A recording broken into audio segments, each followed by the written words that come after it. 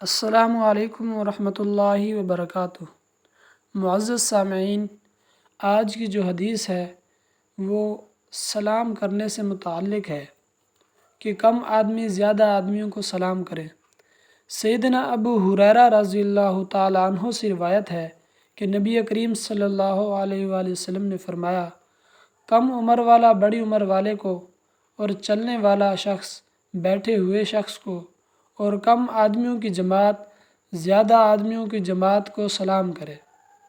تو سلام کی اتنی فضیلت ہے کہ السلام علیکم ورحمۃ اللہ وبرکاتہ کہنا در حقیقت یہ ایک دعا ہے کہ اللہ تعالیٰ کی تجھ پر سلامتی ہو، رحمت ہو، برکت ہو۔